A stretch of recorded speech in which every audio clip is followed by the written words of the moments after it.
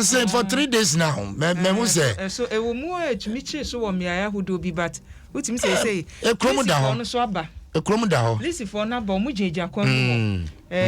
Baby anka uduru utimi say e ha de e kire so. E so obedu wo say Achimota old station hono mo. Yeah, achire so pa. Aha, but say police for no ho. Eti udu hono mo asa wo yi nipa na si a wo yi omusi ya na ontenten so no asikwan so na wo ko wo nyina ho. Wo nyina ho nti minim say ne so ka Henry Court adwuma no. Yeah, ka ho. Ene so weke. Na jamanu bi nanka papa ifeso wo ye no wo amasama ya ate afa so yi. The one kata way inside them who papa ne asam odi aba the supreme supreme newspaper nim and I wish ho no mo a kwasi abantie na wo ho no say wo hwemfonyi ne dia na yabo no e say banage ya ti aba na basa ne yam so ya chechire ane ya cheche ne nan na che say ya hwe na nkasa wo te fm baabi ya hwe no ya boro no na yesi MC ya wo Gam West Onimonyamfo Clement ni Lamte Wilkinson okay ani yesi wo say obi ya pese baby a wo no ho no motie ana MC si ne so kora de say ni omo ye na agenda no nya baako ya agendas asemo ana gu wo so say mampani na de so omo nhwa kire ana ode kokobo ata kire say wo wadwuma wunye ni yie bia no be you free what the fofora aba eti obi afese e feeling the presence wo honom say me so me baaye I came oh yes I was here some I came I saw I conquer no mo ye eti yase papa no yeah na no na assembly no wonhia mu bi ase empanimfo fa adwen na owie ye no no ankasa report no say eye ono ankasa ni decision say adwadifo no ati amasama akwan nyino beyi omo enti de da DMC you know na onim so beyi o de anfa ne say yesin sa ka chi sin sa wonye kora because eno so no etumi ma go slow na sote won eti abantie yi aboda ha yaboro no ye fra no Edmond Tetetewia waso ono company for wa assembly no no ka kire MC sedabi o MC wuntumi mfa wonko wutumi nka se adwadifo etemonte so ko yi o mafiri wono mo ani ya se MC se attack antibida monsheno attack monsheno but why on say ade bi wo abo pese wo ya ahosua the other time near Kasafa the regional minister omeboa Greater Accra regional minister on so no ne dwumadie no obobia punum ene ne kasaya ansana oye enti MC wo be ye bibise ya stakeholders are involved manya ne say to me no want muscle me bacho momra aha mudidwei enkoye me bom koko edase me ba be clear mu nyina nipa ye nipa na onsta but ufiti prekupe overnight hey attack mukotu omo nya say eye dan ya resistance kakra be ba enade pinche ne ba no ye kase enti ye ho ase de Henry Court ye ebiwa enyefe enyefe and also onya results Henry Court de ane de wo se wo be ma be adwen so be so yeti ana ani ya no nche ni ye o because adwuma we no eye media no ye mu bi ani agi ato ye ho so say ye be support papa no mi say mi meti ha say no kwasi se wo bi e be fe ne se be yes na meti ha say e wa betumi makasa sa story no se wo bo modern na di wura ye ha say meti ha say minister be fam ya wo do ba e bi e beti o ba tonto dabi onto but the minister ye kokoko bobo bia punum MCs we share mo DC we share mo former MPs we share mo sitting MPs we DMBO assembly members we share mo DMBO unim say da bia wa kodjom ya na ye company form but empanimfo no free ye mu na omokodi dibre no eti suban na wo de te form as say ne wo ye ne ha bia no se wo kromfo a Enwa na de ko. Ye nyama wo minister tifi. Enwa. Wo ye still a wo ho no wo be wi asa e wo ho. Na nka wo be den. Ye ma NC ya. Krono na de ko ho no mo. Ni o discipline wo from kwasi say about 2 weeks ago na me ka. Me headmaster bi asem o hintete say. Exactly. School wa wo be show mu no. Obe transforming school. No. That's right. I'm a school no private schools we. Na oni o mo na compete. Enti senifa sa no baby a wudi ni bedru bia no be ki change transformational leader obe change baby a wudi ni bedru bia no oja mark e wo hono mo hwe obi te se papa ya no wo STC ofiri hono mo a na na akome yakọ hono mo ofani nuama do hwe okọ hono mo impact onya ye kona ko hwe ofani nuama do nko abakose mu efiri ni ministry ya we odi ye from the Keda bresu nyina tim se papa yi oyobi a the brebi a the man bia no oja mark na na akome yakọ hono mo wo toa so eti ye wo mpanimfo ni bia baby ombeko bia no muja mark ana obi so ho no mo a wo de jisa wo ba no wa be kan buku are say we so be fa ha bi o eno ne ye problem no yemfa suban pa no yemfa nhye yemma yemfa baby aye wo bia no yemma ne se wunya dibira abeda na di no ma ne hya ase emfiri baby awo wo no because enne ye de kakra ni ja no wantumi anwe so a ye de kase ni ja ho abese no na de obetumi ahye dabi obese no obese eti yes MC yo wo Gan West say wo be ya obi ya support no ama sama traffic ni bi wo eti be yi obesi wo no mo but assembly mu na wo exactly yes say ye no kura say ono nko a de chi ye na wo ye say adwuma na if market women no kura be twere wo se wo so me se nya support ajene de ho ye kase obi ye leader ya na nkofo ntiase leader ne de otumi rally nkofo mu di nachi mo ye de nka omo pemu no omo pese ombe ye because that is a leader wo kan wasem ni wi a explanation a wo de beba sani wo be convince ni fa no ya wo say that is it na attorney team on say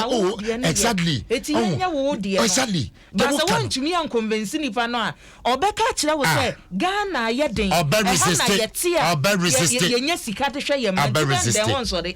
eti yenhwe no na kwasi supreme de ubon krata na asumu won say ye ka homeopathy ye wo Ghana ha ye wo omu edi ka de baaye eno so no kwanya nipa fa so di atum wo man Ghana mu no eduro bi e be ka show say wo side effect na emomomu o yes a homeopathy ne de unim yese ye hwe yade no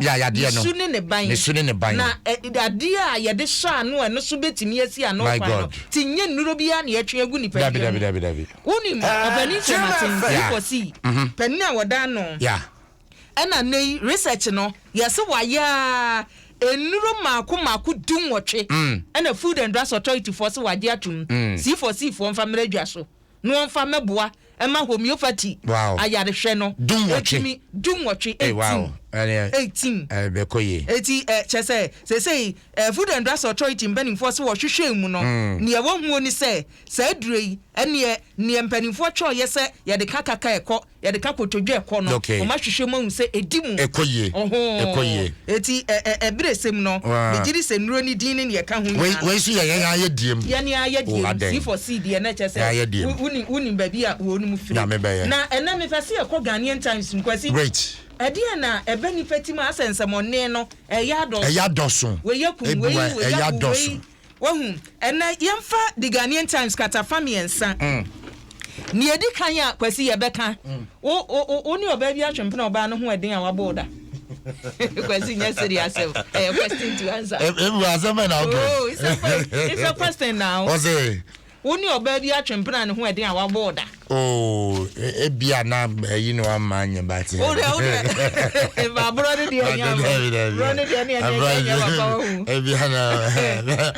and see the coming way apa because when say ofa obi te say me ne ayo anam ka se me bono and the obenom no I dey do obetete no e sometimes who go akwasi o so hwe nipa no a wo because me ne ayo say ya ada bi a me bono ada e ka ne edi kan me bono ayo ayiti na you madam. So better there but in my son. Obetia tiane sa. I you can chat. Oh chia. Ya kasa. Oh da now the saving part they're going to. The name is so near kwa. Oh, I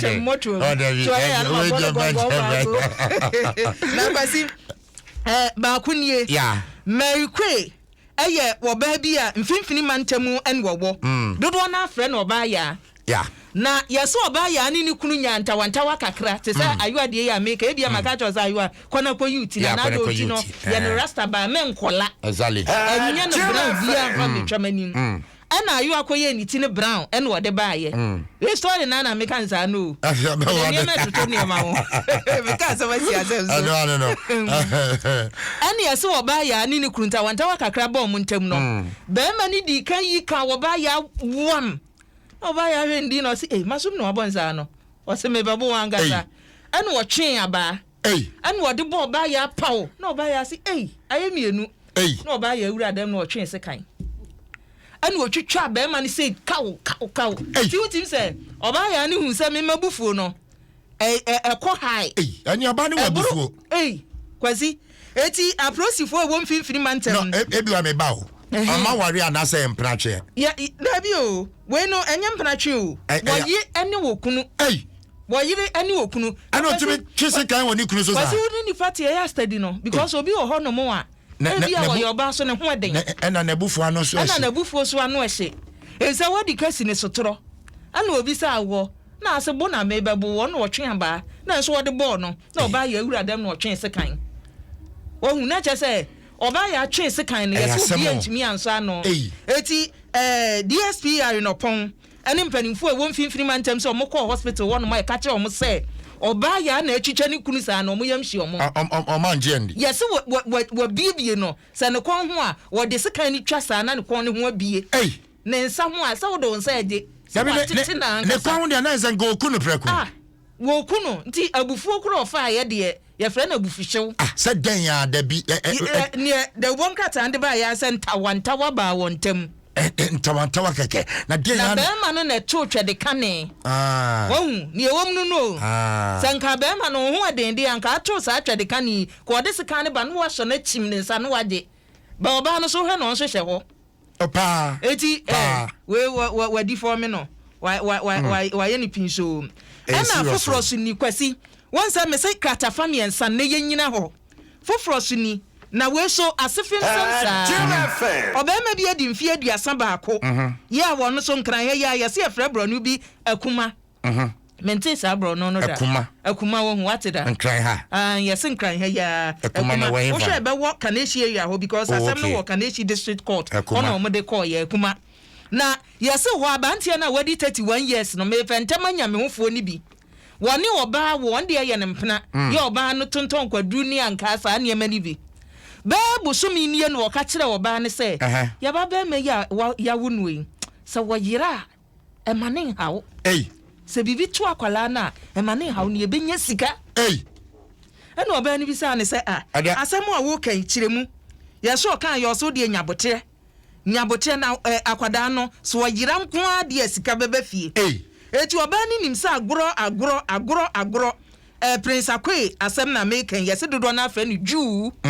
eti Jew dama yesi wakoye sa okotism for ni eti oka asem no ne busumi pepe oba no ada ahomache wote nani na akwala ne na ne nchen we amba ene obi sa efi ofo ni say me bai adan ene omusi okunu ede na fa kire ha kwasi wo chinchini kofa be ma na oni nkwan ofa asukun akwada no yeso okoko gina apo ho ene wo kanchi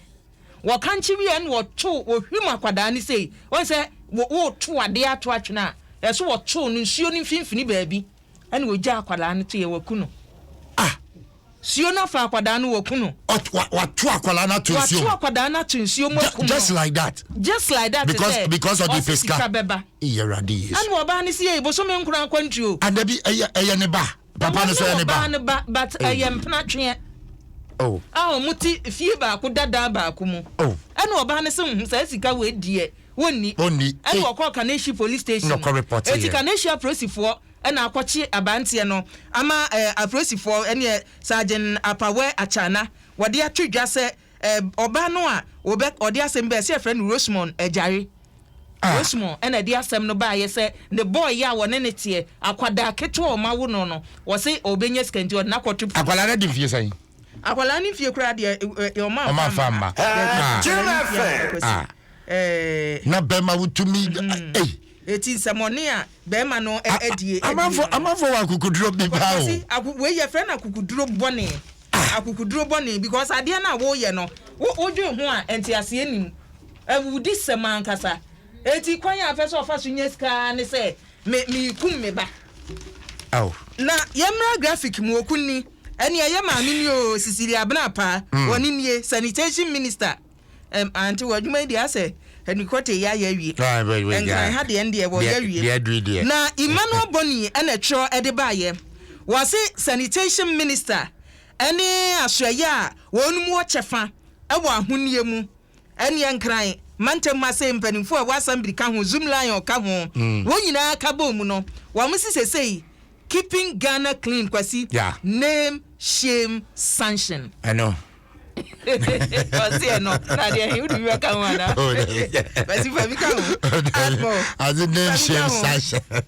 shame sanction I know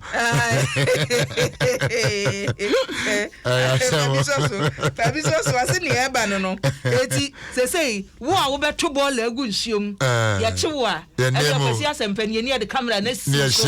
ni etwa wo ya sanction ni a ni de wa ba graphic mu obi ntopa we am do be ko graphic mu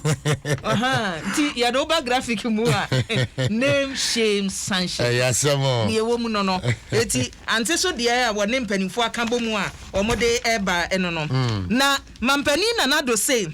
efri sabri ko no mu amutinsuo so na mu tugadanse ni nyina ane amageda no a momfa nko na mu a wo betena ho ama sojafo a wasoma wo no abeto wo no yase ne edi ani na eye wo asojafo ne ate wagumu se omonko we de ayi operation water ensio so nko na kwasi yase omonko in fact asemwe fojo gojo fojo batobra and I know the baby chere me about sadie we na ya ka ensio so de no asrafo ne yase omonko ensio so ensio so na ye wode machine yase ensio so ya pamo bia yanche no machine no so wonu mu emfa machine no because amonche jantumana so mutim cheja tum eno na medwene ho amenti ase no sa machines ni yadba assemblies ni ntumi nyusu mfa nya adwuma na bi yense enya sa o mo nam kwan so no mo de ba bia be divert ntia if not and cut the proper a year was o mo ye ne say yemfa mra ni en distribute ma the various district assemblies no mo fa nya adwuma because akwan a ye say obi kura pese o ye adwuma bi no ye excavator obetima akọ high obetima akọ rent na wo dia ya ne obetima akọ high na wa kwesi ba ku bi video bi a me hwe be na nsa ne na obi excavator jadem tatata ya che no jadem that no mo ya ndia sebi na nyanse eno dia wasa o mu jai eti na wunya graphic so dia wode ababi anope ebi like ma me for the chronicle FM we share chronicle a hwemfonyi na da chronicle anim no so we ho but your mommy we win him no. Oh, attack dogs. Kwasi, there are some stories and there are some headlines. No? Yes, me no. But kwasi, me say ocho headline say ya. Adie bi o hono mo a. Me journalism adwuma na me ye no. Ochra menka. Manonka. Ida say me ankasa me de say. Anasa menka kora. Eno ti na me fast story ni say. How can you say dogs? The invented commerce. I'm for the Chronicle newspaper. In fact, what fair anymore? The former chairperson of the Electoral Commission, Mama Charlotte say, on His Excellency Nana Dankwa Kufuor in Ejinaho, and a banner headline here: NDC attack dogs descend on Charlotte for visiting Jubilee House. O say, yeah, me. I don't know. Say, say, which try a better and I say, ye petuma. Oh, ye penny, oh, they a very catchy. Attack dogs. I mean, DMX unti or the dogs ni na ko. Or the dogs ni na ko unti no we are. No, but in the first place, I mean, say no press NDC for descending on Mama Charlotte say ya. I didn't know descending on her for then. So why you then? So I go to Jubilee House. Is your own cup of tea? I go see your man Penny. Cup of tea? Because of that, you descend on her. Say where you Kuba family delegation. Amuko do man Penny say obey you know Charlotte say ka ho. They don't know say woman no related to Kuba. Exactly. Ebia omunim. It is a nipa hu na obedwe say na kwasi etoda na wunnim asembi. Wunnim nipa bi na say issue bi ba na wo sori ehiri gina tira because me politicians there don't go there. Hey, na politicians say parliament o be kwa ma politician omo be gina ko kasa bra mama break bush can see baba na omo ko no monsa de aduane mu cafeteria ho akora na omo didi me say ABY enti wo supporter no a wo tie kire ya na wo bedi ekura wunnie John City kure bi na abotom no sa wo to data wo do sika kakra ne to data na wo so support to say nipa no eti wo di bedi atam de kam na esi hu a you just fooling yourself. Me say 2012 election me hu ade bi two general secretaries of two political parties omo holiday in na omo no mansa together radio station be free ba ko di kai otete bob akwa ye fresh second one omo nyina ti wo ono so fire no mo ye banta no mo ti wo rensa na wakwa achiri kura omo ti wo rensa ya memfa ne kransie se John wu ye no general secretary of NDC amanyoku asem o ken say se ne maami o se ne busuani bi wu ye no se John be di be 1 week was e kwa ankwada wo dabi enti wo me eya ye ne ye gina akira ye kontokwa ne ho ye mbo soja o kontokwa ahia ne ye de amawo bentu a ye de mawo a wo konto abanti magi cube a ye de mawo enchini a ye de mawo se fa ko gu aduane mu nti o kontokwa last week me wie show na obi dimirika de mfifire ti no no waban se me magi we mra we ye se na me se ho na soma wo ana obo ni fa krodi na me hwe ne hu fifire ani moto gwajira bia moto gwajira bia o anya wo de ba ya wo no ba be gina makwa ma obi na me san say na ni fa kro no nim sa wo gina ha ba kwa wante ne honka wase me mra na me magi ayi ne mra na nka wasa wo tosu yo ma no wana mka che ne say free producers na wo hwe fifiri ete no sa papa no adi mirika say wo be ko ma no one ne mada na the motorbike ka bi wrewa nka gbawu free kwasi me ko abi wa asomdwe nka